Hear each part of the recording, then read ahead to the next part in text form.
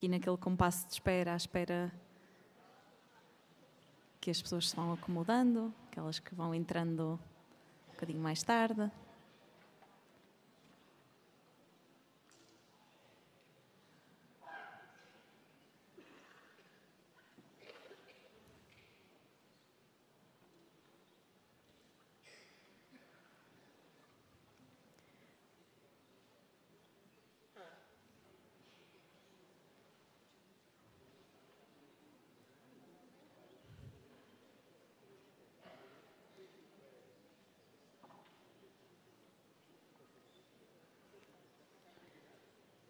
Mais um bocadinho e começamos.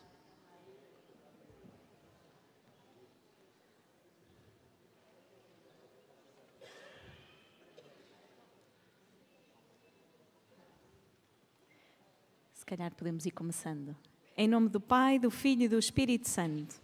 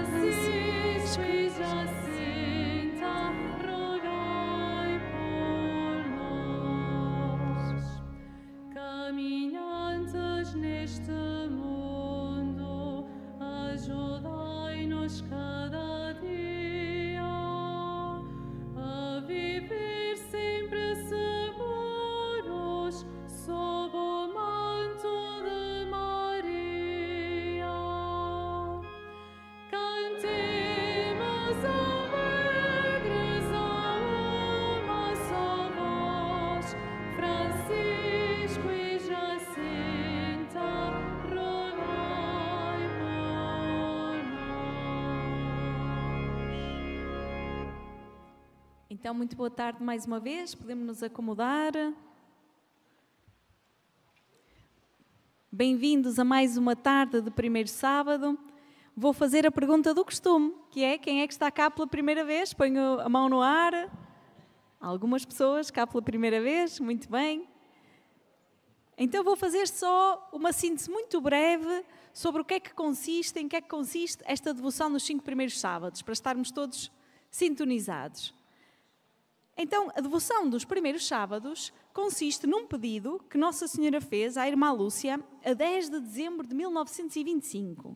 A Irmã Lúcia estava em Pontevedra, tinha entrado para o Instituto de Santa Doroteia e, na altura, as congregações religiosas tinham sido expulsas de Portugal, portanto, ela foi para a Galiza e ali teve uma aparição de Nossa Senhora, que apareceu com o Menino Jesus. É uma aparição muito bonita, que não vamos ter tempo hoje de explorar, mas é uma aparição em que Nossa Senhora traz novamente o seu coração cercado de espinhos e vai dizer à Lúcia: tu ao menos vê-de-me consolar.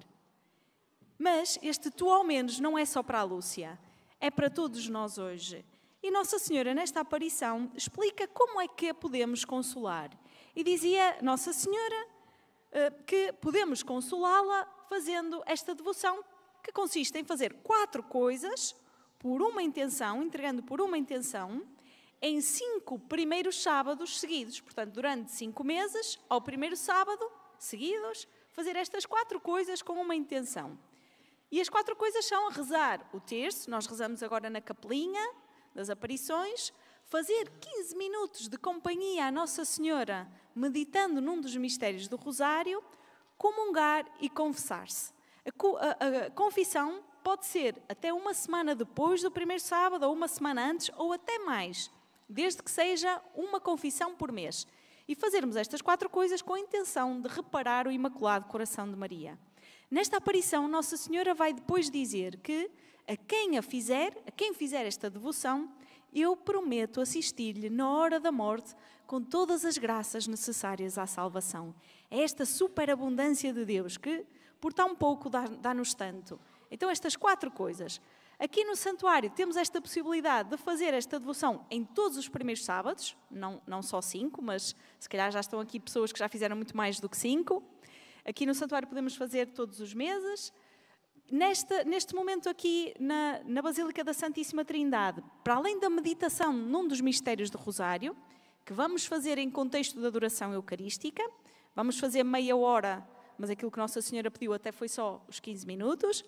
Aqui temos ainda a possibilidade de ter uma breve catequese, aproveitamos para ter esta breve catequese sobre algum tema da mensagem de Fátima. Então agora teremos esse momento de catequese e depois a meditação num dos mistérios do Rosário.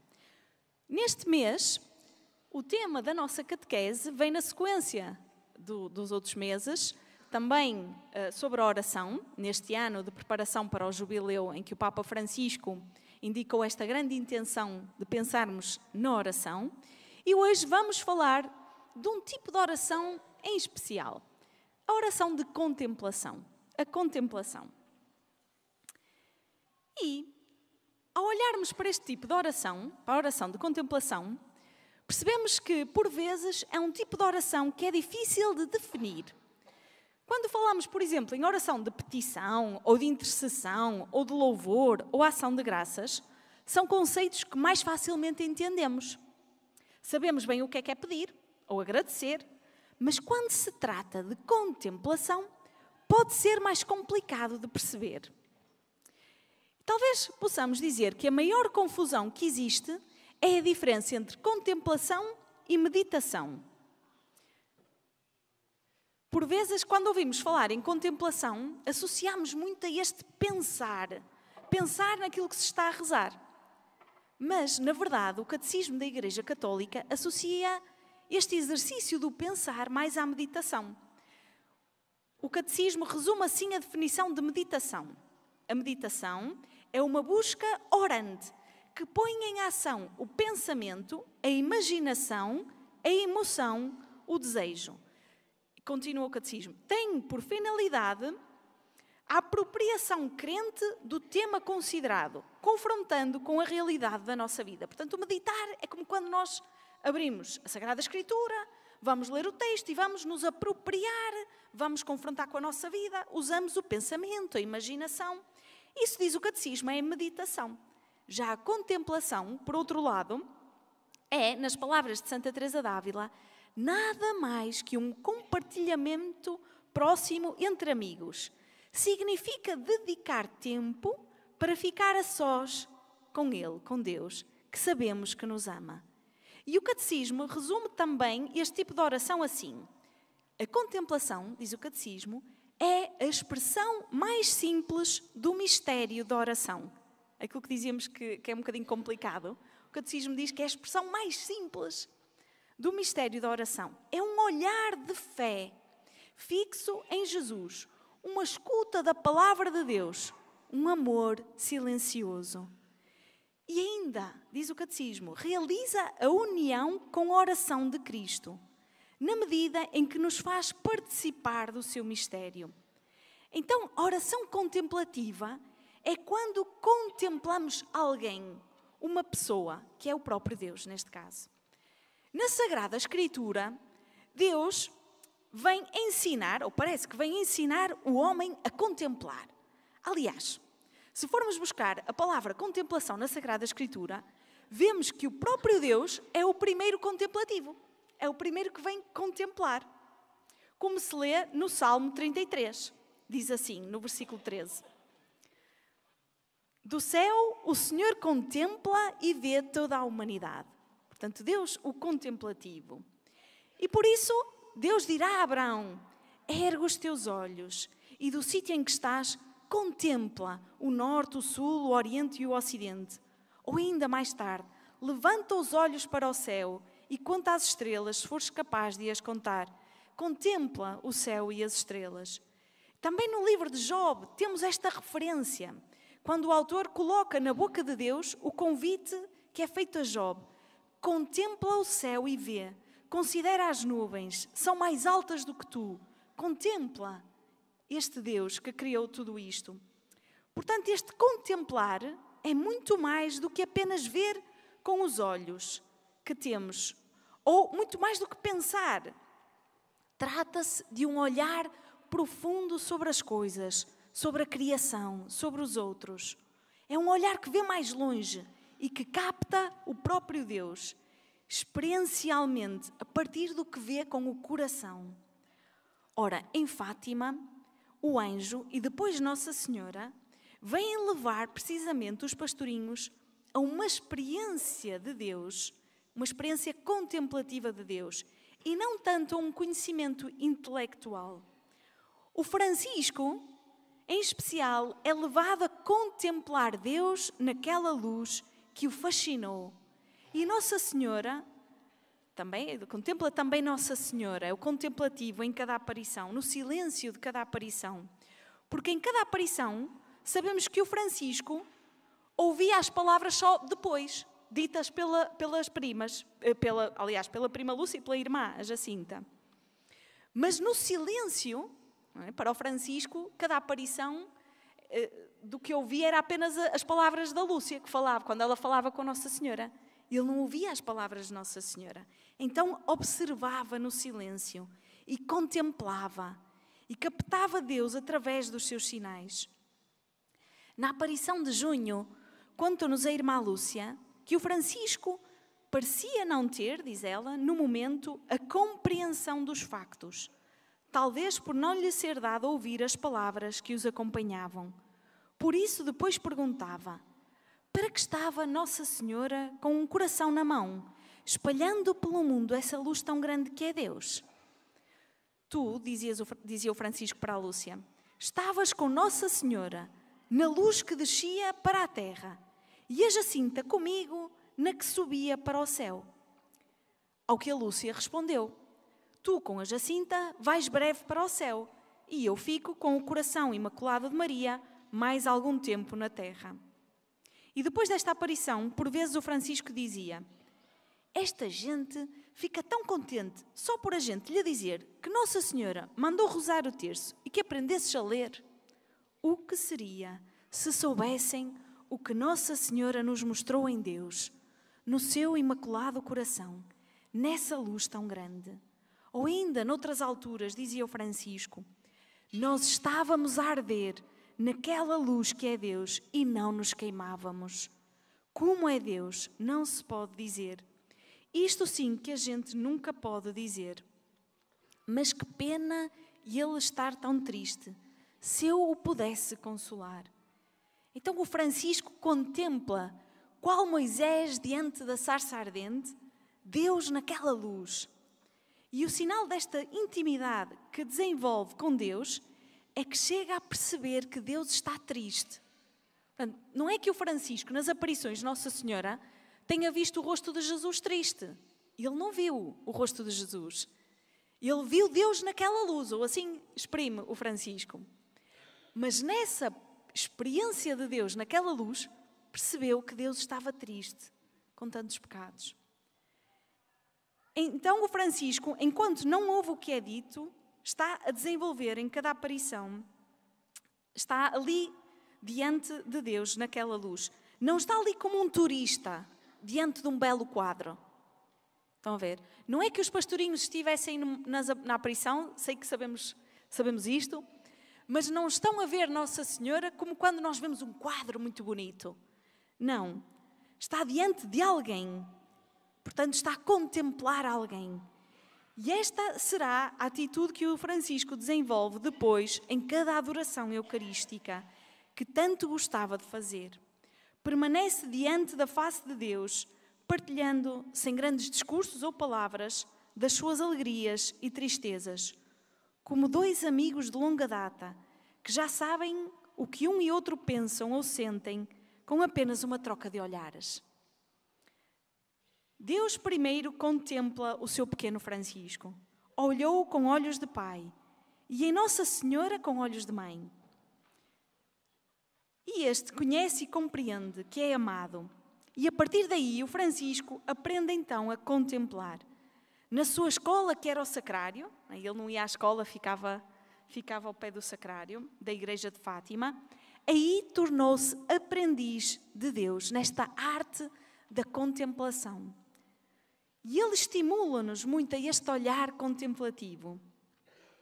Não retiramos nada ao valor da meditação, de todo o esforço que possamos fazer com o pensamento, com a imaginação, com as emoções. Isso é muito importante, esse esforço que temos que fazer, que somos chamados a fazer. É importante esse esforço para conhecermos mais deste Deus que se revela e que nos dá uma fé que é inteligível, que podemos pensar sobre ela. Mas somos convidados a ir mais além, a termos este olhar contemplativo sobre Deus, sobre a vida e sobre os outros. Mas isto leva-me ao segundo ponto, que é: nós não somos chamados só a contemplar, mas a ser contemplativos. O Papa Francisco, numa das suas catequeses sobre a oração, falava também da contemplação. E dizia que contemplar não é um modo de fazer, mas um modo de ser. Ser contemplativo. E acrescentava: ser contemplativo não depende dos olhos, mas do coração.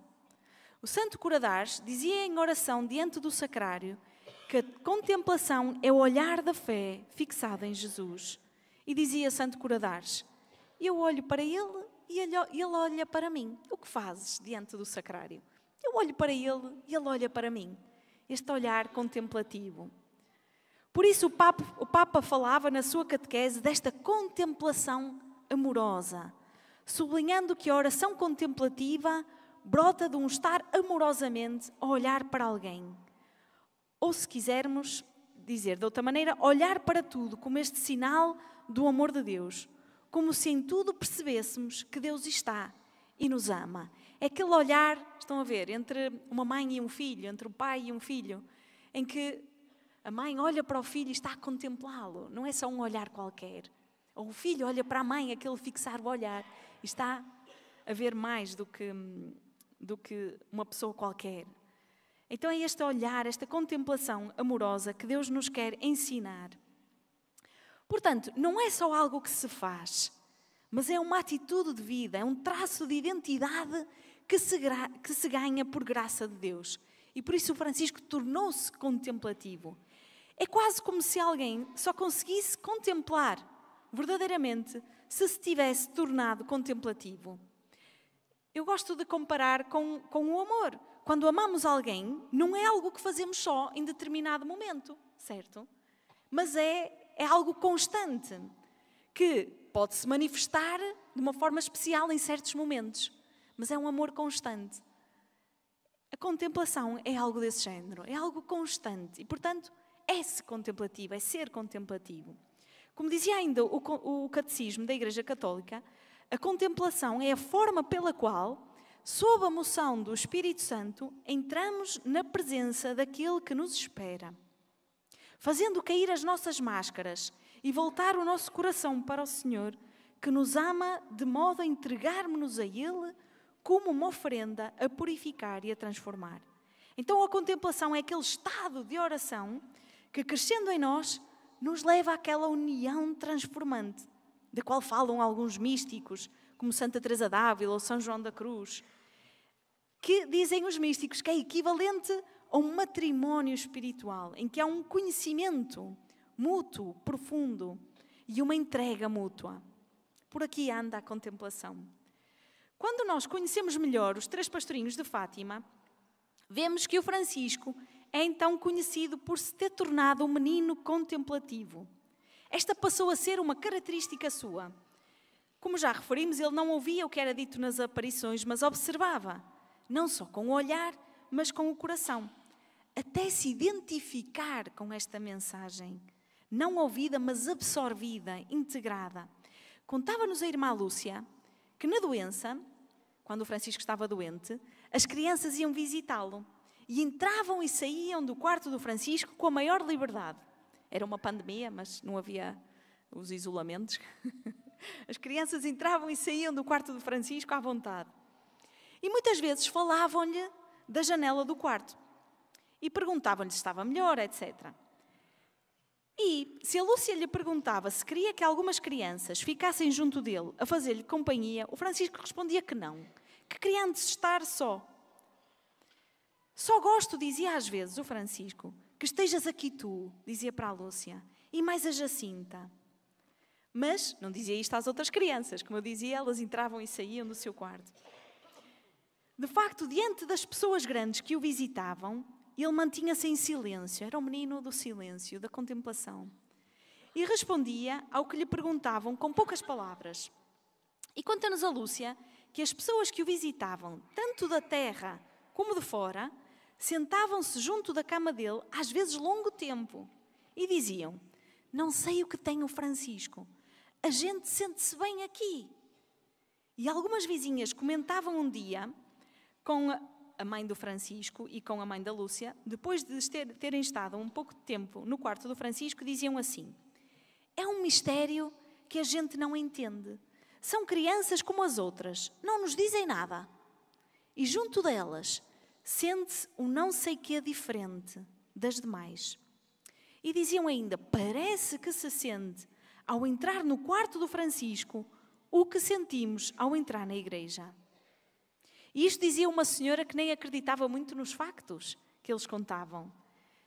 Portanto, ainda que não dissesse nenhuma palavra, sentia-se algo de especial na companhia do Francisco. Ainda ele não falava tanto de Deus com palavras, mas falava com a sua presença, porque ele estava sempre na presença de Deus. Portanto, era este contemplativo. E porque era contemplativo, também via mais longe. Conta-nos a irmã Lúcia que em agosto daquele ano, de 1917, os três foram levados para Orém pelo administrador e então foram impedidos de vir à Cova da Iria no dia 13 e não viram, consequentemente, não viram Nossa Senhora naquele dia. E o Francisco, na prisão, quando via a Jacinta chorar, coitadinha, com saudades da mãe, o Francisco dizia assim: a mãe, se não a tornarmos a ver, paciência, oferecemos pela conversão dos pecadores. O pior é se Nossa Senhora não volta mais. Isso é o que mais me custa. O pior para o Francisco era se não vissem mais Nossa Senhora. Estão a ver? A perspectiva do Francisco muda diante da realidade. Lembra-nos um bocadinho aquela admiração do salmista que dizia: quando contemplo os céus, obra das tuas mãos, a lua e as estrelas que tu criaste, que é o homem para te lembrares dele. Parece que depois de experimentar a Deus, de contemplar aquela Senhora do céu, tudo o resto é relativizado. Parece que é tudo mais pequeno. O contemplativo é aquele que chega a perceber a desproporção entre o que vemos sobre a lógica deste mundo e o que Deus nos quer dar a conhecer. É como o filho pródigo que depois de voltar a casa, agora já não faz sentido voltar a sair. Já compreendeu até ao fundo a dimensão dessa desproporção.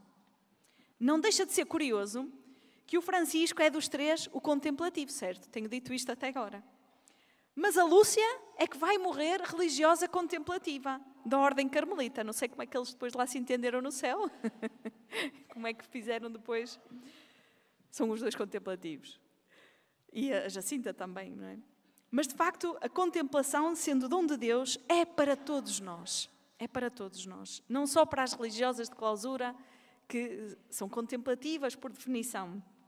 Somos todos chamados a fazer esse caminho, de sermos capazes, cada vez mais, de estar diante do Senhor, de reconhecê-lo quando nos fala e de como nos fala.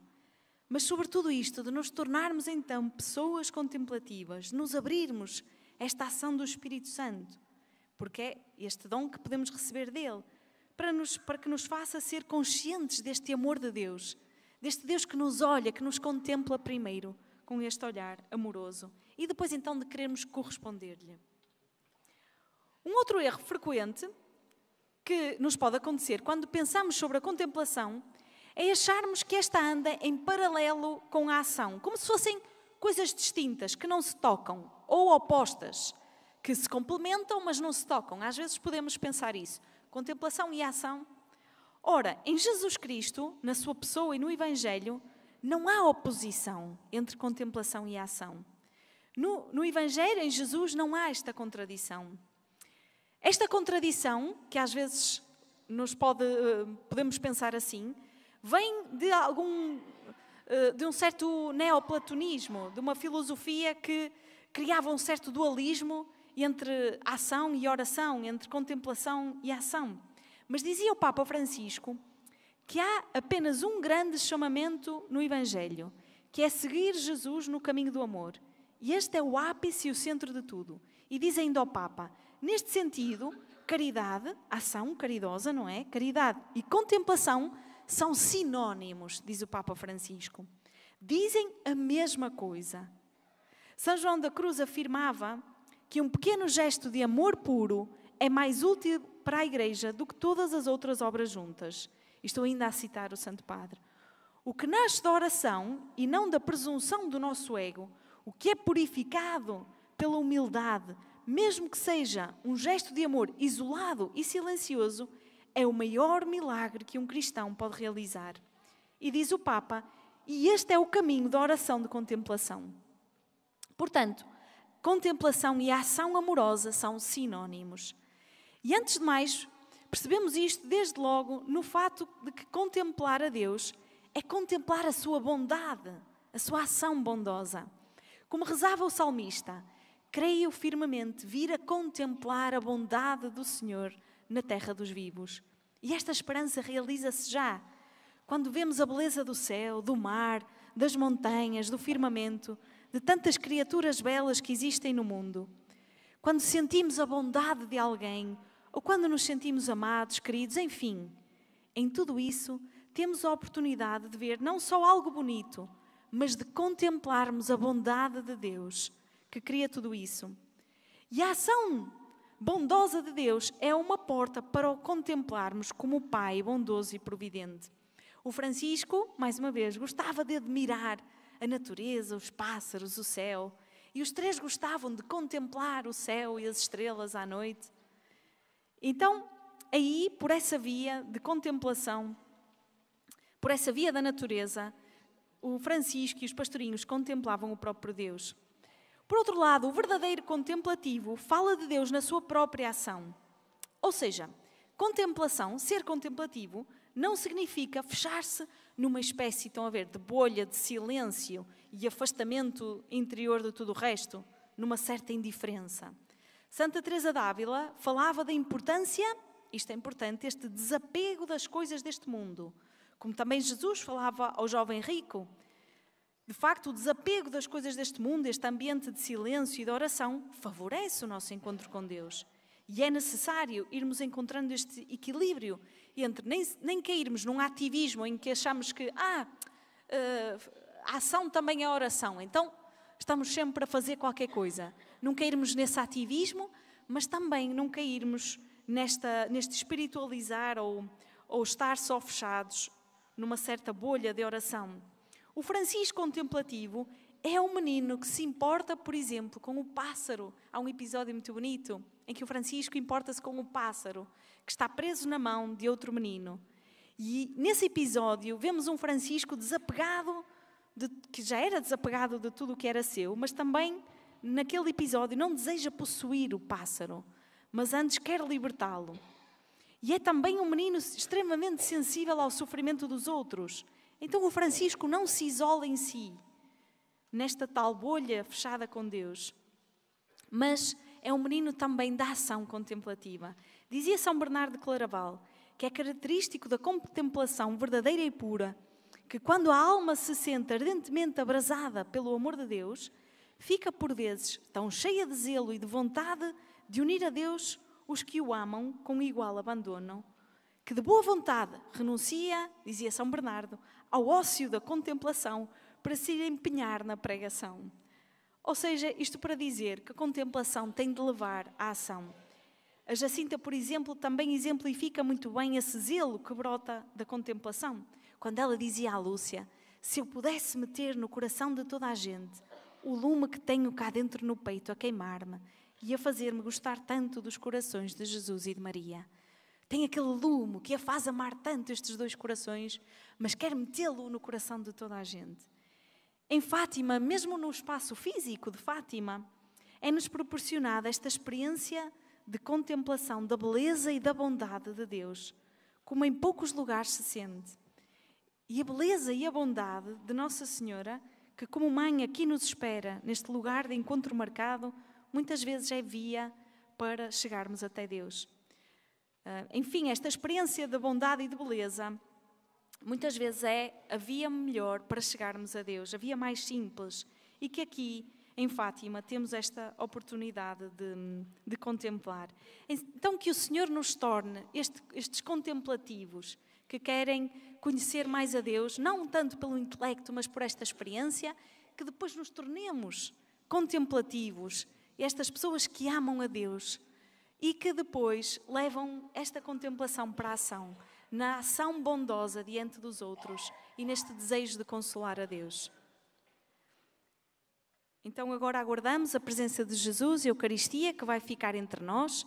Durante a oração inicial e na bênção final, os que puderem poderão ajoelhar. Durante a meditação, podemos estar da forma que mais nos ajudar à meditação.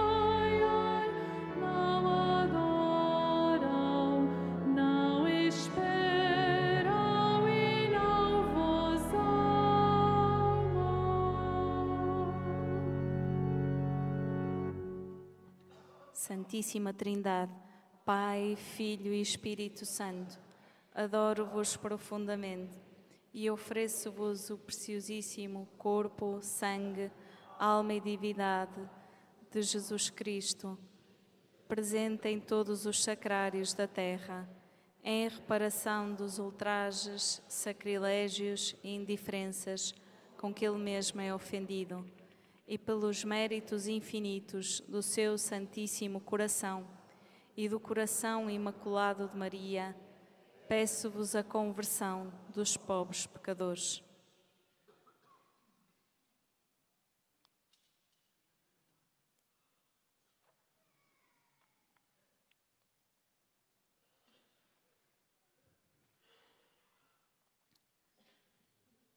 Vamos estar durante este tempo em adoração, procurando reparar o coração imaculado de Maria.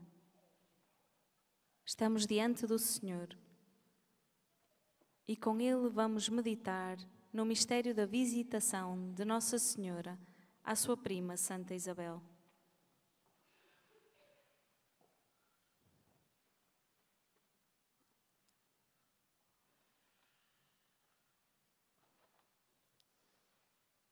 Do Evangelho segundo São Lucas. Por aqueles dias, Maria pôs-se a caminho e dirigiu-se à pressa para a montanha, a uma cidade da Judeia. Entrou em casa de Zacarias e saudou Isabel. Quando Isabel ouviu a saudação de Maria, o menino saltou-lhe de alegria no seio, e Isabel ficou cheia do Espírito Santo. Então, erguendo a voz, exclamou: Bendita és tu entre as mulheres, e bendito é o fruto do teu ventre. E de onde me é dado que venha ter comigo a mãe do meu Senhor? Pois logo que chegou aos meus ouvidos a tua saudação, o menino saltou de alegria no meu seio. Feliz de ti que acreditaste, porque se vai cumprir tudo o que te foi dito da parte do Senhor. Maria disse então: A minha alma glorifica o Senhor, e o meu espírito se alegra em Deus meu Salvador, porque pôs os olhos na humildade da sua serva. De hoje em diante me chamarão bem-aventurada todas as gerações. Maria ficou com Isabel cerca de 3 meses, depois regressou à sua casa.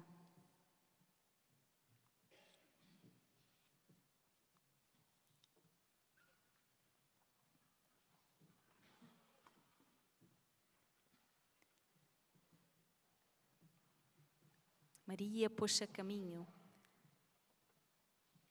Acabamos de viver o mês de maio, tipicamente associado à devoção a Nossa Senhora.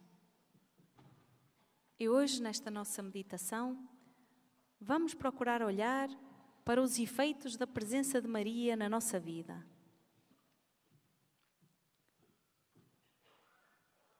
Diz-nos o texto de São Lucas que logo após a anunciação do anjo a Nossa Senhora, ela se pôs a caminho para a casa de Isabel. E por isso chamamos a esta passagem de visitação de Nossa Senhora. Na sua mensagem para a Jornada Mundial da Juventude 2023, o Papa Francisco recordava: quantos testemunhos nos chegam de pessoas visitadas por Maria. Em quantos lugares remotos da terra, ao longo dos séculos, Maria visitou o seu povo com aparições ou graças especiais.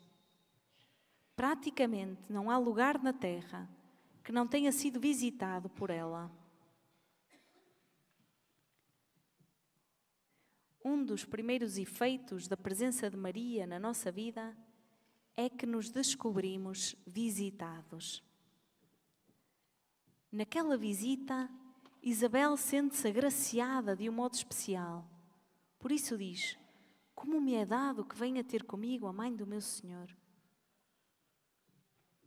Poderia ser também uma pergunta do género: Como é possível que Deus me visite a mim? Quem sou eu para que Deus se digne descer à terra para me visitar? Esta pergunta brota, portanto, de uma experiência e de uma profissão de fé. E é talvez uma das perguntas fundamentais da nossa vida, que pode fazer a diferença entre crescermos na vida espiritual ou não. É, antes de mais, necessário estarmos abertos, atentos e disponíveis para reconhecermos Deus no dom da vida, da criação, da comunidade, de tanta beleza que nos rodeia, e para colocarmos a questão sobre o porquê de sermos tão amados e de sermos visitados. De facto, Maria continua a visitar-nos, e não só de maneira extraordinária, como fez aqui em Fátima, mas de tantas outras formas mais cotidianas. Ela quer estar conosco para nos levar a percebermos que somos amados, visitados pelo próprio Deus. Porque é possível sermos visitados por Deus e nunca chegarmos a acolher plenamente a novidade radical da sua presença e as suas implicações. É possível que fiquemos demasiado desconfiados, sem conseguir aceitar que Deus chegue mesmo a ser um como nós para nos salvar. Ou podemos permanecer sem aceitar que realmente posso me relacionar pessoalmente com Ele na oração. Para a mãe da Lúcia, esta visita de Nossa Senhora à sua filha e aos seus sobrinhos na Cova da Iria era algo demasiado grande, demasiado improvável para que ela o pudesse aceitar. Por isso, contava a irmã Lúcia que ela se afligia com a evolução dos acontecimentos e queria que a sua filha dissesse a todo custo que estava a mentir, que nada tinha acontecido. Para a mãe da jovem Lúcia, que era uma mulher de fé e de grande caridade pastoral, uma referência na Fátima daquele tempo, para esta mulher habituada ao sacrifício e disposta a uma fidelidade a toda a prova à lei de Deus, era impossível que Nossa Senhora viesse assim tão próxima, tão acessível, e que fosse escolher logo a sua filha mais nova para lhe confiar também a mensagem. Para a mãe da Lúcia era difícil conceber a ternura e a proximidade de Nossa Senhora, a simplicidade com que vem falar a 3 crianças sobre coisas tão elevadas como a força da oração, da reparação, da consagração. Por vezes, esta novidade de Deus pode ser difícil de acolher também para nós. Aqui diante do Senhor, questionemos: como acolho Deus na minha vida? Como me deixo surpreender? Será que estou demasiado preso aos meus conceitos ou fechado na minha ideia sobre quem é Deus e sobre o que me pede?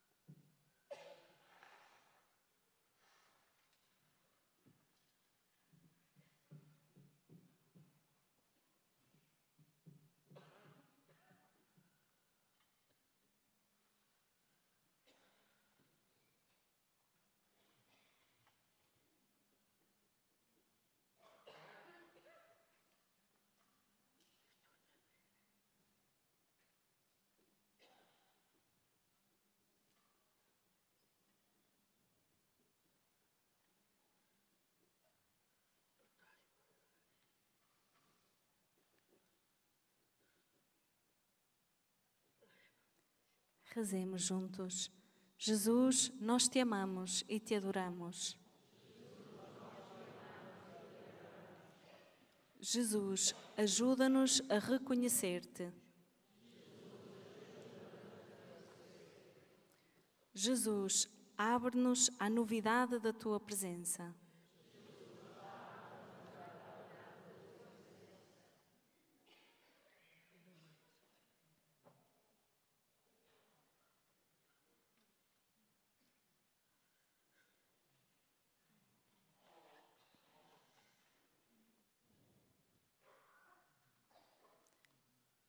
Diz-nos o texto de São Lucas que quando Isabel ouviu a saudação de Maria, ficou cheia do Espírito Santo.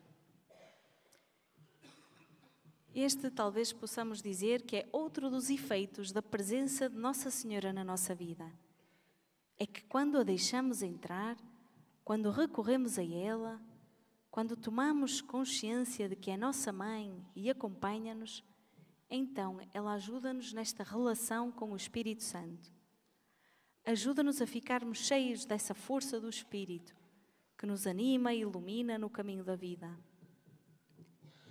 Maria, como mãe, torna mais fácil a união a Deus Pai, ajuda-nos a contemplar Jesus e torna mais fecunda a nossa abertura ao Espírito.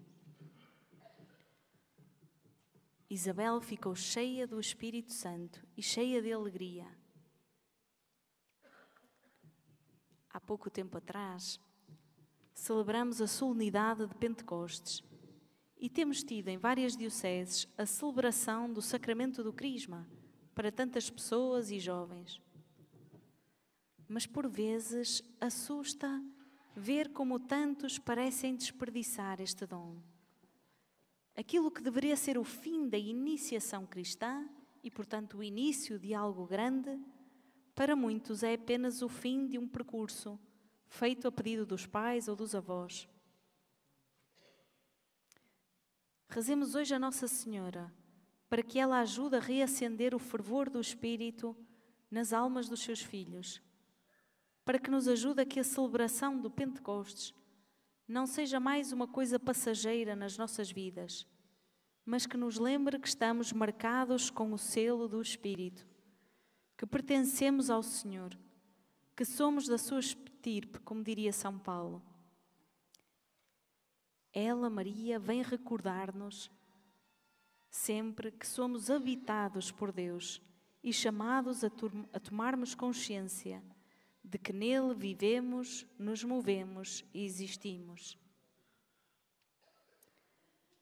A certeza de sermos habitados por Deus é o melhor remédio para a ansiedade, o medo ou qualquer temor que nos paralise, porque traz alegria, liberdade.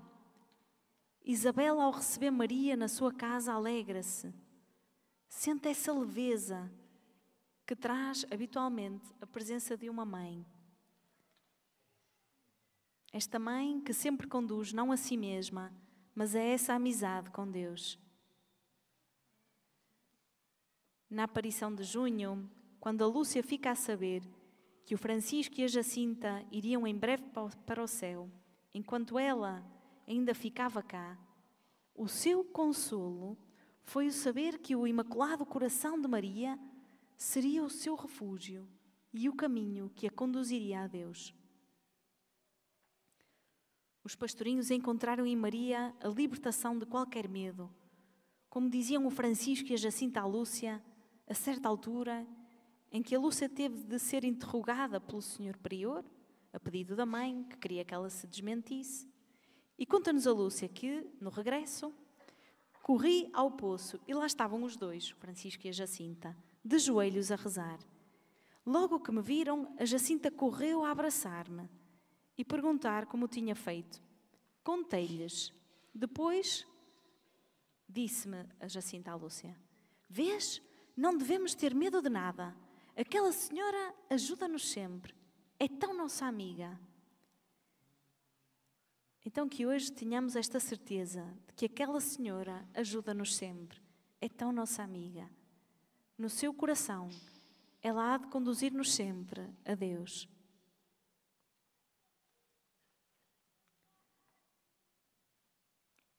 Perguntemo-nos, como recorro a Nossa Senhora hoje? Como deixo que ela esteja na minha vida e me conduza a Deus? Será que rezo com ela? Será que lhe peço ajuda neste caminho de santidade?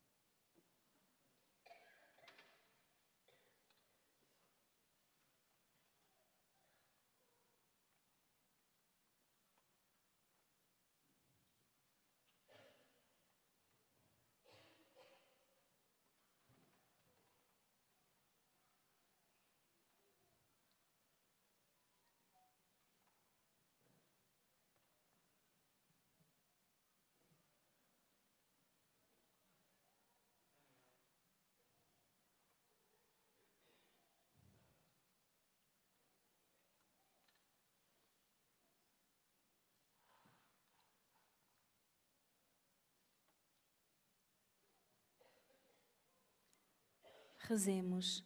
Jesus, nós te amamos e te adoramos. Jesus, envia-nos o Espírito Santo. Jesus, queremos ser conduzidos por Maria até ti.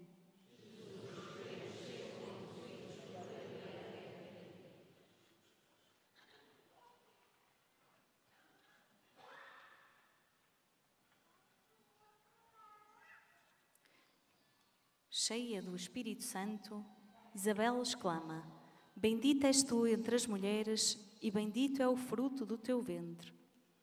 Uma oração que hoje repetimos em cada Ave Maria.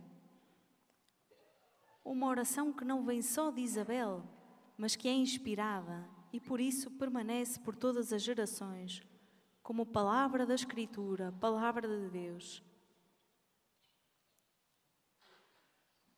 Um outro efeito da presença de Maria é este de nos ajudar a tornarmos-nos testemunhas de Jesus e a termos força e ânimo para proclamar a nossa fé e anunciar o reino de Deus.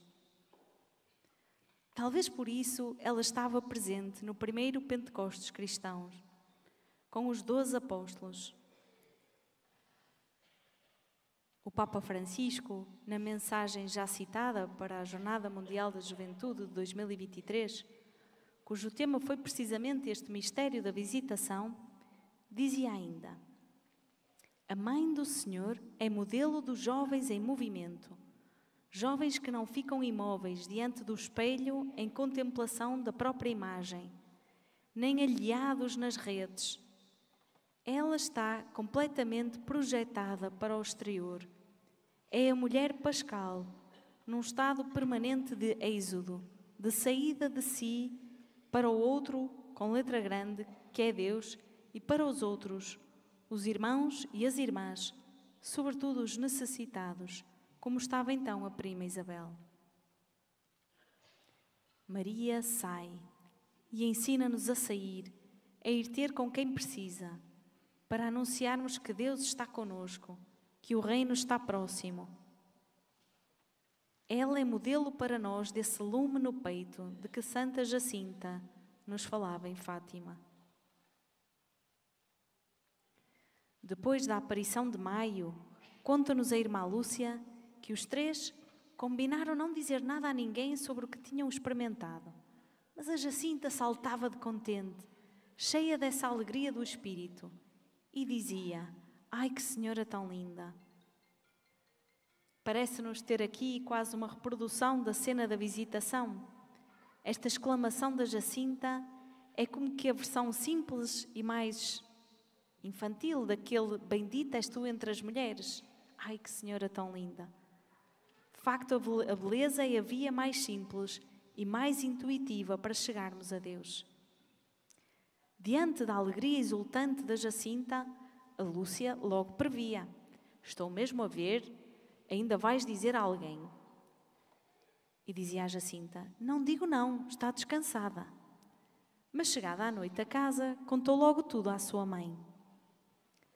Quando confrontada com o sucedido, a Jacinta respondeu à Lúcia: eu tinha cá dentro uma coisa que não me deixava estar calada.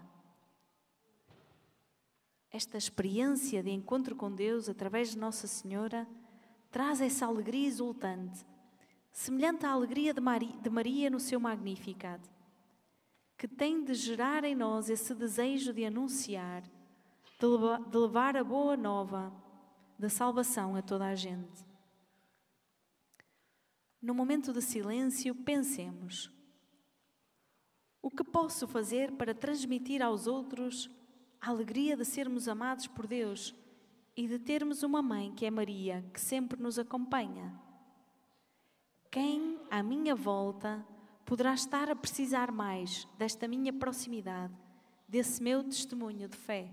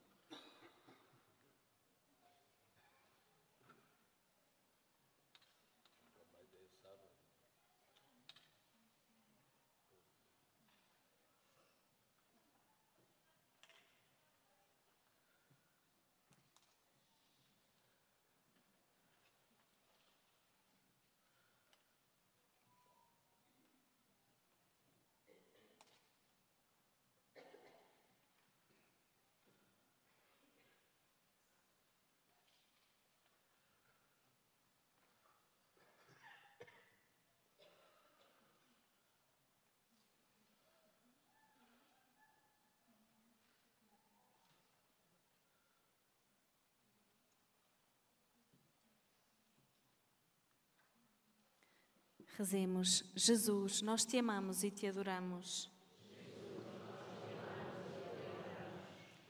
Jesus, com Maria e como ela, enche-nos da alegria do Espírito Santo.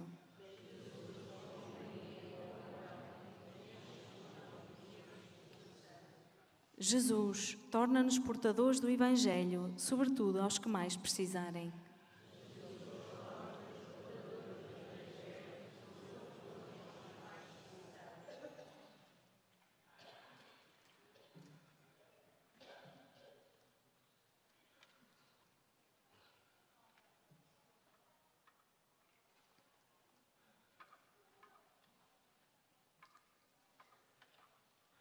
Recolhidos, aguardemos a bênção do nosso Deus.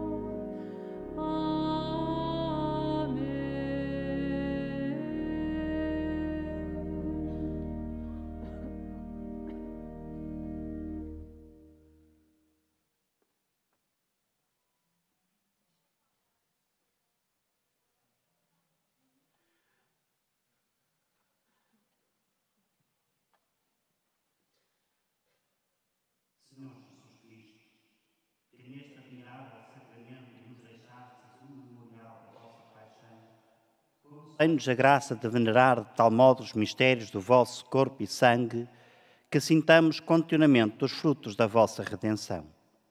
Vós que sois Deus com o Pai, na unidade do Espírito Santo.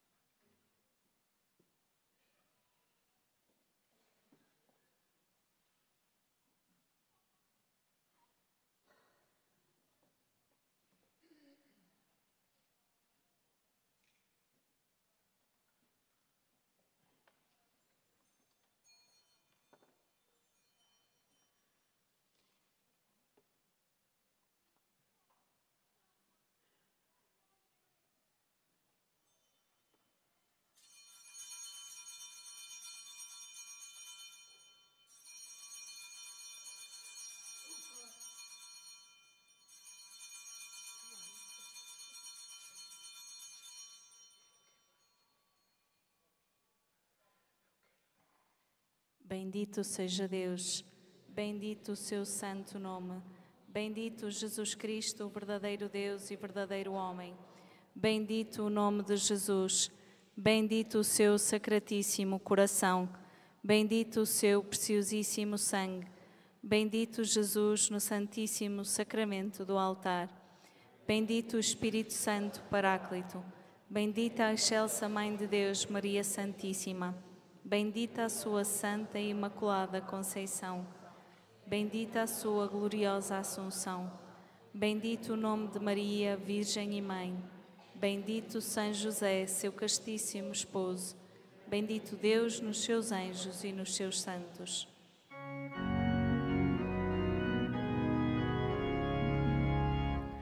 Louvai, louvai o Senhor, povos de toda a terra, aclamai a Deus, com brados de alegria. Louvai, louvai o Senhor, povos de toda a terra, aclamai a Deus, com brados de alegria.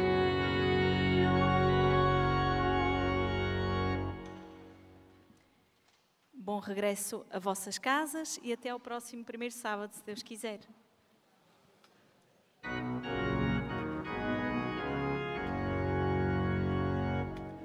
Povos todos batei palmas, aclamai a Deus com brados de alegria,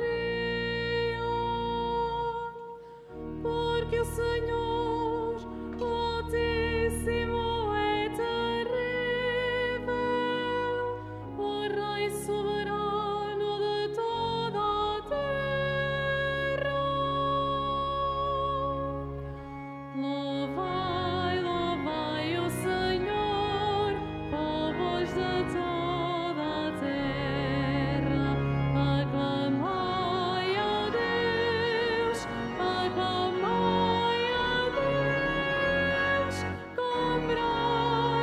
de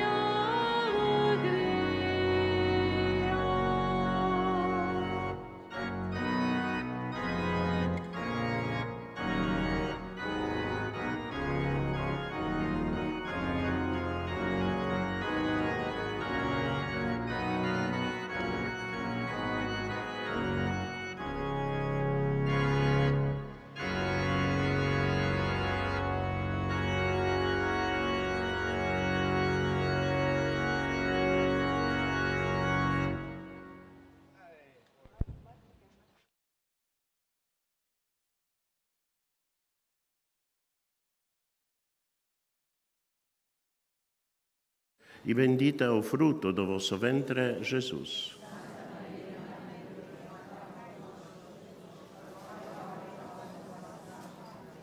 Ave Maria, cheia de graça, o Senhor é convosco.